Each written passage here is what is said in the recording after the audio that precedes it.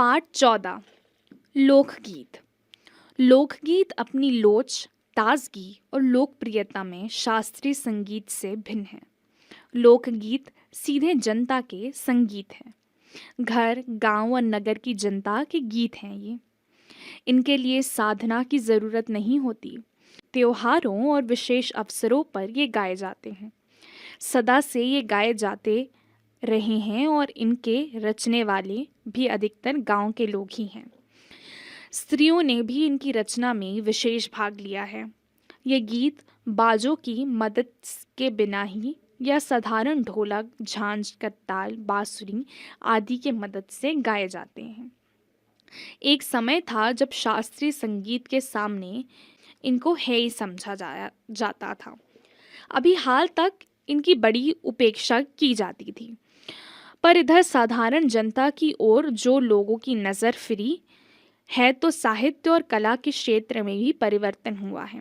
अनेक लोगों ने विविध बोलियों के लोक साहित्य और लोकगीतों के संग्रह पर कमर बांधी है और इस प्रकार के अनेक संग्रह अब तक प्रकाशित भी हो गए हैं। लोकगीत के कई प्रकार हैं। इनका एक प्रकार तो बड़ा ही ओजस्वी और सजीव है। यह इस देश के आदिवासियों का संगीत है। मध्य प्रदेश, दक्कन, छोटा नागपुर में गौंड खांड, ओराव मुंडा, भील संताल आदि फैले हुए हैं, जिनमें आज भी जीवन नियमों की जकड़ से बंध न सका और निर्भीक लहराता है। इनके गीत और नाच अधिकतर साथ साथ और बड़े बड़े दलों में गाए और नाचे जाते हैं। 20-20, 30-30 आदमियों और औरतों के दल एक साथ या एक दूसरे के जवाब में गाते हैं। दिशाएं गूंज उठती हैं। पहाड़ियों के अपने अपने गीत हैं। उनके अपने अपने भिन्न रूप होते हुए भी अशास्त्रीय होने के कारण उनमें अपनी एक समान भूमि है। गढ़वाल, किन्नौर, कांगड़ा आदि के अपने अपने गीत और उन्हें गाने की अपनी अपनी विधियां हैं। उनका अलग नाम ही पहाड़ी पड़ गया है। वास्तविक लोकगीत देश के गांवों और देहातों में है। इनका संबंध देहात की जनता से है। बड़ी जान होती है इनमें। चैता, कजरी, बारहमासा, सावन आदि मिर्ज़ापुर, बनारस और उत्तर प्रदेश के पूर्वी और बिहार के पश्चिमी जिलों में गाए जाते हैं। हीर रांझा, सोहनी मलीवाल संबंधी गीत पंजाबी में और ढोला मारू आदि के गीत राजस्थानी में बड़े चाव से गाए जाते हैं। इन देहाती गीतों के रचयिता कोरी कल्पना को इतना मान न देकर अपने गीतों के विषय रोजमर्रा के बहते जीवन से लेते हैं, जिससे वे सीधे मर्म को छू लेते हैं। उनके राग भी साधारणता पीलू, सारंग, दुर्गा, सावन, सौरठ आदि हैं। कहरवा, बिरहा, धोबिया आदि देहात में बहुत गाए जाते हैं और बड़ी भीड़ आकर्षित करते हैं। इनकी भाषा के संबंध में कहा जा चुका है कि ये सभी लोकगीत गांवों और इलाकों की बोलियों में गाए जाते हैं। इसी कारण ये बड़े आह्लादकार और आनंददायक होते हैं। राग तो इन गीतों के आकर्षक होते हैं। इनकी समझी जा सकने वाली भाषा भी इनकी सफलता का कारण है।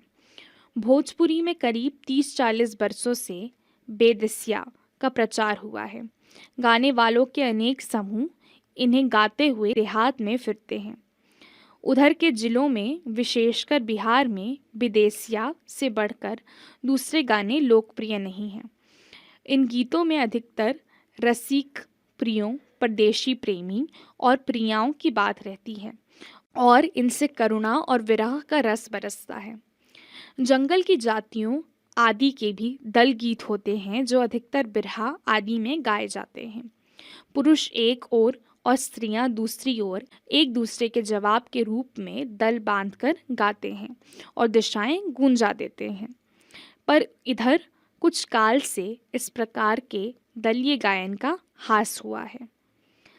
एक दूसरे प्रकार के बड़े लोकप्रिय गाने आह्लाह के हैं। अधिकतर ये बुंदेलखंडी में गाए जाते हैं। आरंभ तो इसका चंदेल राजाओं के राजकवि जगनीक से माना जाता है, जिसने आल्हा उदल की वीरता का अपने महाकाव्य में बखान किया। पर निश्चय ही उसके छंद को लेकर जन बोली में उसके विषय को दूसरी देहाती कवियों ने भी समय समय पर अपने गीतों में उतारा, और ये गीत हमारे गांवों में आज भी बहुत प्रेम से गाए जाते हैं। इन्हें गाने वाले गांव-गांव ढोलक लिए गाते फिरते हैं। इसी की सीमा पर उन गीतों का भी स्थान है जिन्हें नट रस्सियों पर खेल करते हुए गाते हैं। अधिकतर ये गद्य पद्यात्मक हैं और इनके अपने बोल हैं। अनंत संख्या अपने देश में स्त्रियों के गीतों की हैं तो ये गीत भी लोकगीत ही, पर अधिकतर इन्हें औरतें ही गाती हैं।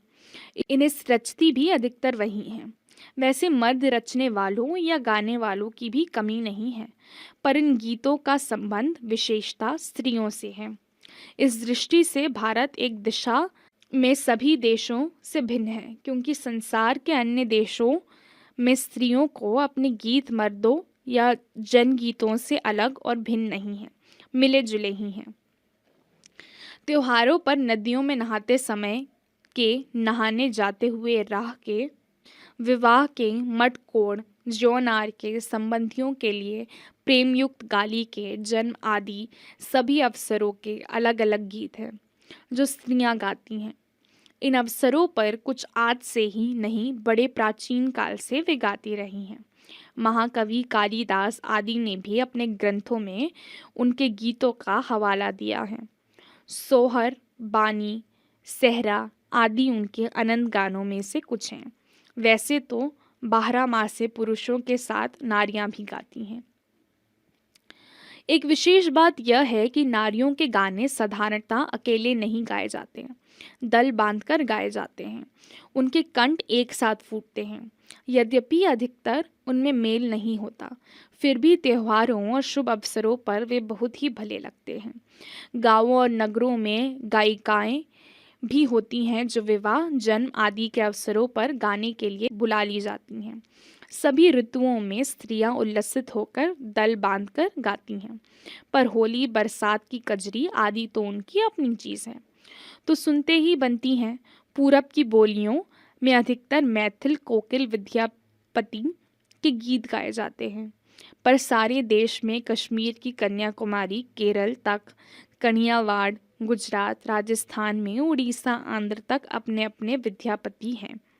स्त्रियां ढोलक की मदद से गाती हैं। अधिकतर उनके गाने के साथ नाच का भी पूट होता है। गुजरात का एक प्रकार का दलीय गायन गरबा है, जिसे विशेष विधि से घेरे में घूम घूम कर औरतें गाती हैं। साथ ही लकड़ियां भी बजाती जाती हैं जो बाजे का काम करती हैं। इसमें नाच गान साथ चलते हैं। वस्तुतः यह नाच ही है। सभी प्रांतों में यह लोकप्रिय हो चला है। इसी प्रकार होली के अवसर पर ब्रिज में रसिया चलता है, जिसे दल के दल लोग गाते हैं, स्त्रियां विशेष तौर पर। गांव के गीतों के वास्तव में अनंत प्रकार हैं।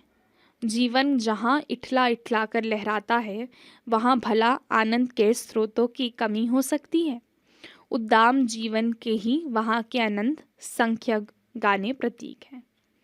भगवत शरण उपाध्याय।